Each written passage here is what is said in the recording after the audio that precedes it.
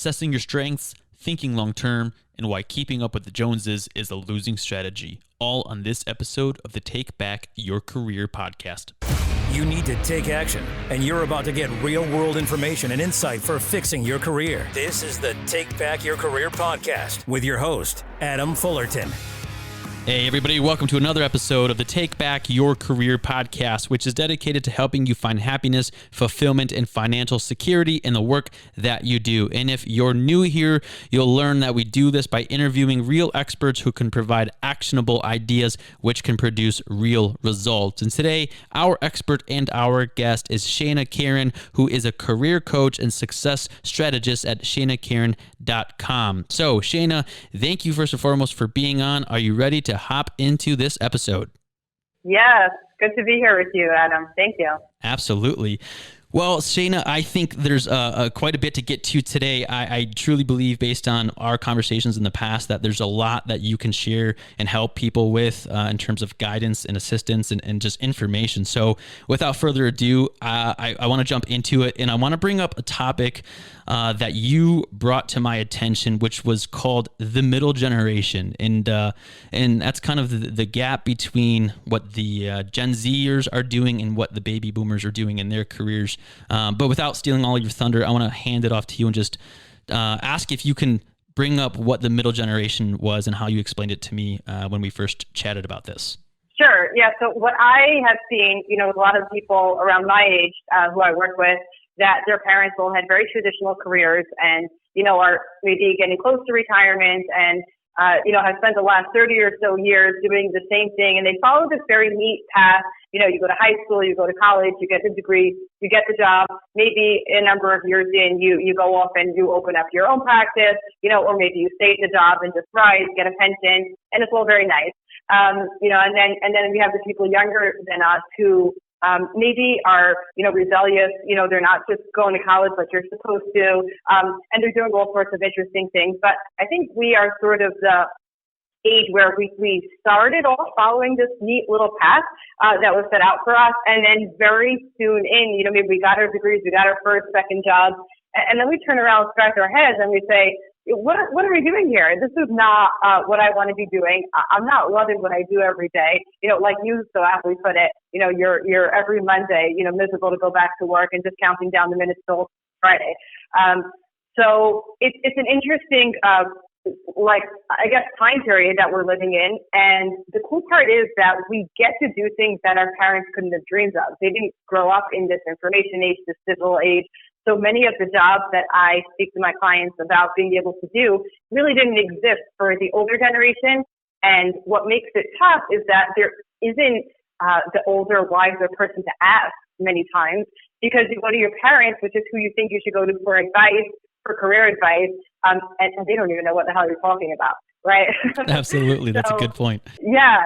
I've had this with some younger clients, actually, where I recommended something, like with digital marketing, copywriting, and their parents, are call me back. Someone's going to see young, like a high school kid, and I'll hear back from the parents, and they'll say, "What are you talking about? Nobody can make money doing that. That's not a job." And and then I have to educate them and teach them about what's available. So we have this amazing situation where there are so many new things that we can do, but it really becomes up to us to educate ourselves, to figure it out, and to blaze this new trail as we transition into this new age where we can do almost anything that we choose to. We just have to make that decision. I think if you were to ask most parents what they do and if they enjoy it, the answer would be no.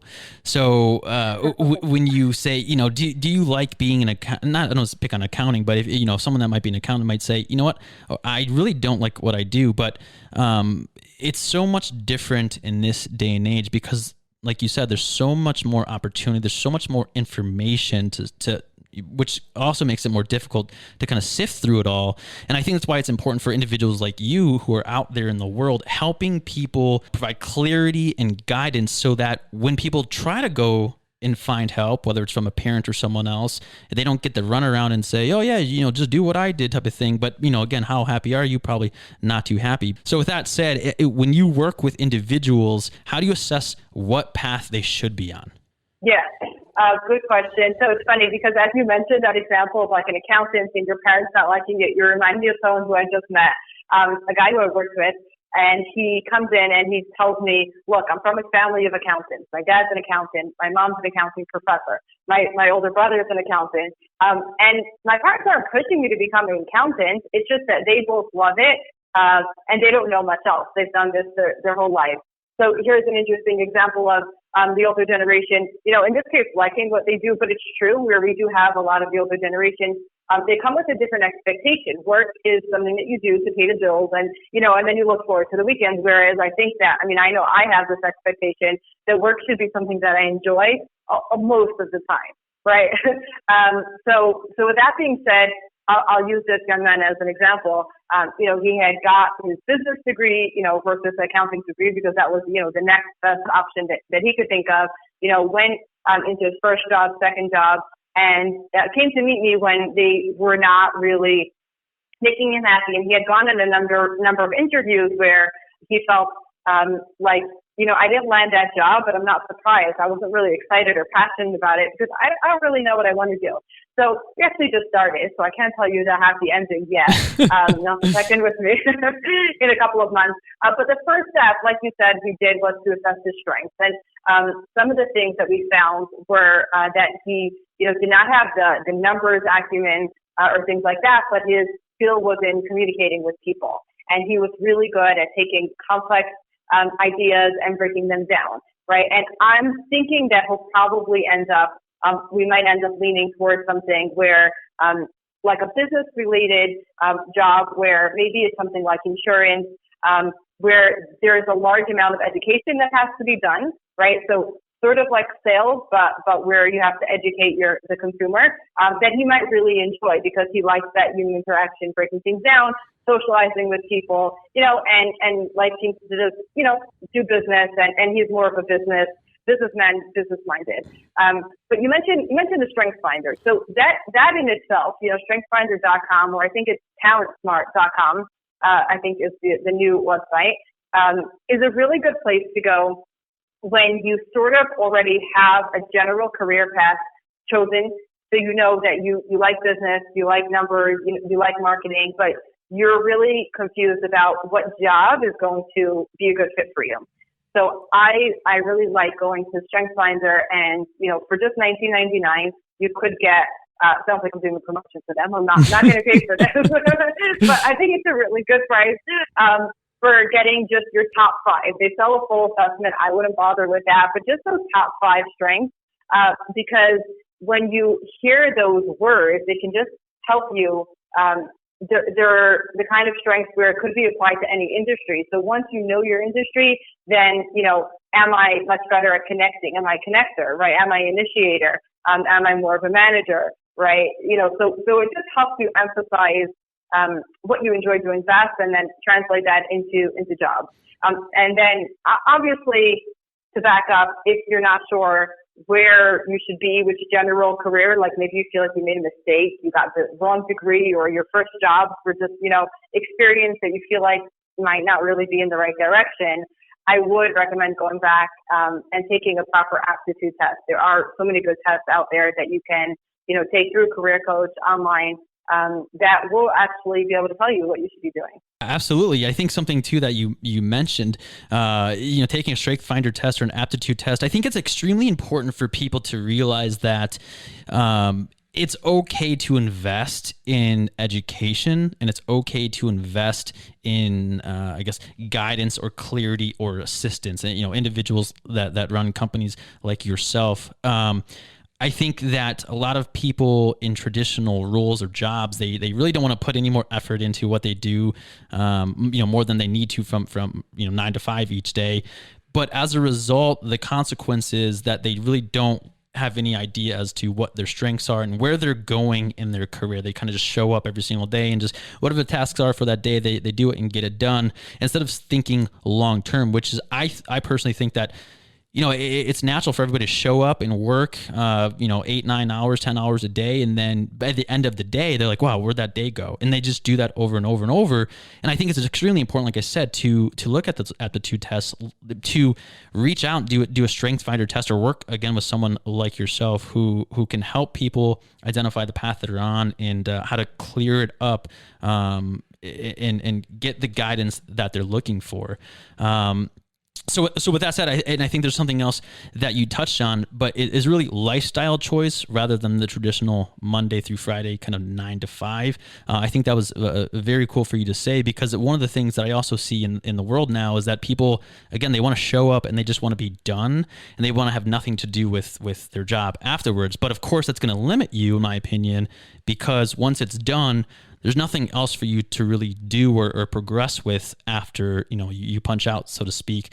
But I think, sales is a very interesting industry because they're constantly looking for those, training courses and that after hours work that they can do to help push them to the next level, which is what you don't typically see, from a regular, I guess, salaried position. So again, my point in this whole rant was, I think it's extremely important to, again, work with individuals like yourself to take those aptitude tests or other strength finders tests for a few bucks and identify your strengths and identify, again, is this the right path for you, or do you need to try something else? And how can you grow your skills so that it pays off into the future? Does that make sense?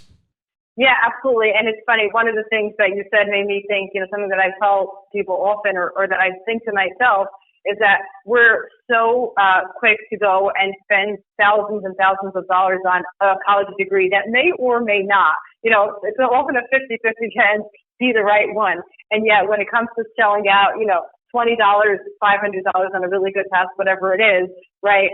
We look at that number and be like, no way, who would, you have to be an idiot, right? But really have to be an idiot not to, is what I learned the hard way, and I speak from experience. And then the other thing that you mentioned about it being a lifestyle choice. So that is something that I think is important to look for when you're working with somebody, because I found when I went through a number of career coaches myself, as I was figuring out my path, there were some tests or some people who sort of just looked at Absolutely. I 100% agree. And I'm going to go on a little bit of a rant here because I think it's extremely important. The long-term vision, the long-term strategy of what you're trying to accomplish in life and in your career should be almost second to none. Like you said, nowadays people think 5 minutes out, let alone 5 years. And I think there's going to be, unfortunately in this generation, I think there's going to be a lot of people who just didn't plan out far enough and then kind of look, build backwards, for lack of a better term, but say to themselves, how do I get to where I want to go? It's like investing as a analogy where people say, you want to retire at 65 with, $5 million in the bank. All right. How do you get to that point? And I think that people need to honestly cut the distractions, cut the crap, and think about what they want in their future, especially for themselves and their family, and then build that backwards. And again, help from individuals like you who can identify, again, what they're looking for. And if the path that they're on is going to get them to that point. Yeah. So well said. I mean, I love that exercise of, going to a certain age and then saying, what do you want to be able to say, at your retirement party, right? Or at whatever, birthday party. You want to be able to look around and say, who do you want to be around you? How much do you want to have in the bank account? What accomplishments or plaques do you want to have in your wall, or whatever it is for you? And it's funny because people really get this look in their eyes, like very, surprised. That's not what they expect to hear, mm-hmm. right? But if you don't work backwards, then, it's very unlikely you'll get there if you don't know where there is, right? So that's like one of the number one things that I like to spend time on doing, working backwards. Absolutely. So I want to ask you a question then. If someone listening right now, someone who might be at work, it might be the weekend, whatever it might be, they're unhappy with what they do. They're looking for, again, fulfillment, financial security, and happiness. What is the first thing you think someone should do if they want to go down this path of how do I change everything? How do I change the path I'm on? What's the first thing you would recommend people do? Okay. So I'll take this into two parts. I'll tell you the reality and then the fantasy. Sure, sure. So I like people to first, I'm a pretty down-to-earth practical person, so this would work for me, which I think it is for most people. But I like them to first go into fantasy mode and just say, forget the job, the bills, the mortgage, the kids, the parents, whatever it is. You know, that's like, but, you know, that's the first but for you when you think about, but I can't because, you know, whatever it is. So I like to go into fantasy. Okay, say here you go. Here's $1 million, right? It's in your account and it's going to be renewed, you know, on this date annually. And you have all the money you ever need to live on, right? Okay. Now what would you do? Right? And how would you spend your day right after you finish that vacation that you're always dreaming of, sure. Right? And then not necessarily the answer that you give obviously is going to be something that you can do, but giving your mind a little ability to wander and to dream and to imagine really can shed insight on what kind of life you want to live. And I mean, I can say that what I'm doing today is something that I really dreamed of 10 years ago. And it seems like a very far off fantasy, you know, having my own business, being able to work from home, being able to choose my clients. So, you know, so I like to first go into the fantasy. Now, once you have that piece of just like letting yourself dream, practically, right? What's the first thing to do? So then it goes back into finances, right? Can you afford to take time off? If you can, you know, that might be the first thing to do, you know, get new skills, spend some time researching, getting a new job, right? Maybe the first step for you is getting out of debt, right? Because you're not going to be able to do much if you have a lot of credit card debt. Mm-hmm. So, you know, whatever it is, but financially, I would start with like you're taking a look in your bank account, seeing what's there, right? You know, it's either first getting out of debt or it's finding a job where you're getting paid slightly more, until you have a little bit of extra time to be able to, either go back for additional training or try something out that might not be exactly what you want, you know, after work or as a part-time job. That's what I recommend a lot of my clients to do. Is like if you have this day job, first get to where you're financially okay. You know, you're at like an even place where you're not struggling. It's very hard to do anything when there's a bill to pay or, you know, people are hungry. Absolutely. Right? but once you've gotten, and that could take a few years, and that's okay. But once you've gotten to that place, then to try out whatever you're going to do on the side. So the way I built this business was similar where, you know, I kept my 9-to-5 job and I spent a year or so training and then, you know, getting this additional certification and then another year plus just working, you know, nights and weekends, meeting people, building up practice until I was confident enough to be able to go and, you know, jump off the deep end. Which wasn't so deep anymore because I had tried it out and be able to go do that. But I think, and not to interrupt you, but that's smart because people think they need to cut something cold turkey or they need to, again, just jump into the deep end. And a lot of times they don't have the financial freedom. To your point, you know, if you had $1 million, what would you do? It's different, of course, when a fantasy world versus reality because people obviously don't have that much money in the bank, but they think that they need to make drastic decisions right there on the spot instead of realizing it's a long-term plan. And everybody's, in my opinion, everybody's impatient nowadays. You know how it is. Everybody wants notifications and things delivered to their inbox immediately instead of playing the long game, which I think sets them up for 10 times more success. And I think too, another component of this, which is not talked about a whole lot, but it's the notion of, you know, keeping up with the Joneses. So if you want to really get yourself in a financial situation that you're comfortable with, it's, you know, in my opinion, it's stop buying the crap you don't need. Stop trying to get the car that everybody else has because odds are they're just as unhappy as you are. They just have a nicer car. And instead of worrying about that and having the newest everything, the newest iPhone, why don't we take a step back and look at the next 30 years of what your career is going to be and how do we get out of the path or off the path that you're on that's going to take you through a world of misery. And so I want to ask you this question based on who you work with and the number of people you work with, but do you think this is an isolated problem? How many people, do you think there's a lot of people that struggle with this every single day? And my question in this is, I want people to realize that they're not alone, that there are so many people that deal with this every single day, and you work with individuals to get them out of this situation and to improve their situation. So if you can touch on just the people you work with and the number of people you work with in letting our listeners know, again, this is not unique to just one or two people. This is a widespread problem. And really the solution is, are you going to do something about it, or are you just going to complain about it and accept kind of this miserable fate that you have? Such a good point. Yeah, it's really funny because I work mostly with people one-on-one. And so it's obviously, private setting and it's confidential. So people walk in and then share their story. And like you said, like everybody thinks that they're the only ones who's going through this. And it's because they were born, at the wrong time, in the wrong city, to the wrong family, or got the wrong education, or, they're a victim of whatever.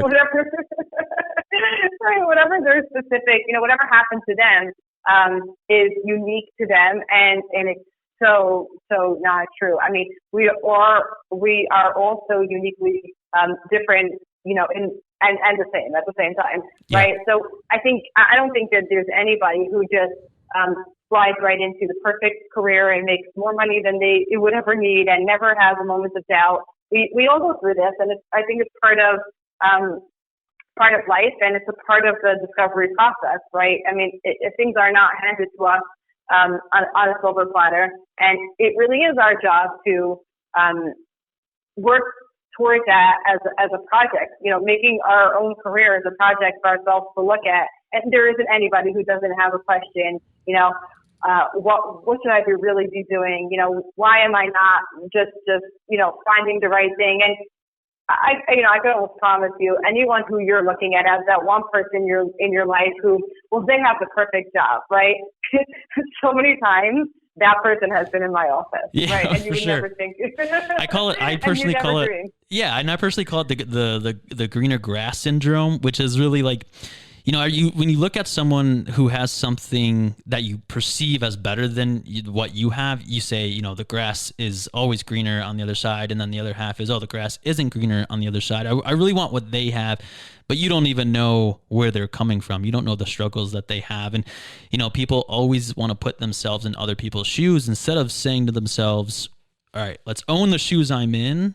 Let's forget what other people have, and let's focus on what you have and what you can do about your situation. Because again, I think when it comes back to this whole fantasy versus reality situation that you brought up, which I think is great, it's a fantasy to say, well, that other person has what I want. You can dream about that all day, but it doesn't matter because it's not a reality. You're not going to change, positions with somebody. So let's focus on the reality of the situation and say, don't worry about what other people have. Let's worry about what you have and what you can do to improve your situation. And again, a situation which is one in which you're not alone.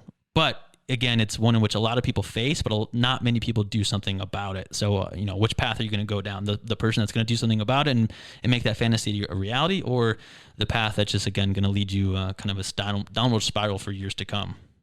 Absolutely. Yeah. And I think that point that you made about, cutting the spending and being careful with your budget is one of the most important career pieces of career advice you can give, because, the less flexibility you have financially, the less you're going to be able to move around and do things that you really love doing. So yeah, a lot of times it just boils down to paying yourself first, or taking a little bit of savings, whether it's, $10 a week or, $100 a month. And just cutting it right off the top of your paycheck, and so you don't never see it, and slowly building up a bit of savings so that you can, move into the next stage of financial freedom, ability, success, movement. Which gives you a lot more options in the long term. So yeah, I think not to cut this short. I mean, there's so much information I think that we just talked about in the last 25, 26 minutes. I think, there's a lot more I know we had talked about beforehand, which I think we could probably do a whole nother episode on. So without making this episode too lengthy, I think that's a good spot to wrap it up. And if anybody's listening or has listened to the first couple of episodes, you'll know that my transition to the end is one of the worst in the industry, probably. I just don't know how to do it yet, but I'll figure it out in due time. It'll be a lot smoother than the last one, and of course this one. But every single day we try to improve, and that's what I think everybody listening out there should do as well. So before signing off, Shaina, one, I want to ask, is there anything else vital that you want to share right this moment? And again, no pressure. We can obviously have another episode and talk about so much more, I'm sure. But number two is, where can individuals who were listening find you and possibly reach out to you for career coaching help and assistance? Sure, thank you. So LinkedIn is where I'm at most of the time. That's my social media place to hang out. So that's just Shaina Keren, Shaina Keren. I'm the only one. And I'm a redhead, if you're looking. So There you that go. usually helps. Yeah. And then on my website, ShainaKeren.com, and there's actually a quiz there, personality type quiz, which you can take, which is a really helpful first step to figuring out what would be a good fit for you. And I'm looking forward to hearing your ending. Awesome. Well, thank you again for being on this episode. I truly appreciate it. I truly think what you shared today is, again, invaluable and will help people change the path that they're on and help them take back their career. So with all that said, some of the things that we just touched on, guys, you need to obviously assess your strengths and invest in your future. You really need to focus on the long-term game and not worry about what everybody else has and what they're doing. And last but not least, remember that you're not alone in this struggle or in your journey. Shaina and many others out there just like her are there, and they're at your disposal if you need help and you want the help. All it takes is for you to pick up the phone or go on LinkedIn and just reach out to these individuals who are there to help you. So with all of that said, once again, thank you to everybody for listening today, and thank you to Shaina for being on this episode. And with all of that said, I'll catch you guys on the next episode. Take care. Thanks for tuning in to this episode of the Take Back Your Career podcast with your host, Adam Fullerton, the podcast dedicated to giving you expert advice and actionable ideas so that you can achieve real results and finally take back your career. Like what you heard in today's episode? Consider leaving a 5-star review and visiting TakeBackYourCareerPodcast.com, Apple Podcasts, Google Podcasts, or Spotify for more episodes. And remember, Mondays shouldn't suck, and neither should finding help. Thanks for listening to Take Back Your Career podcast.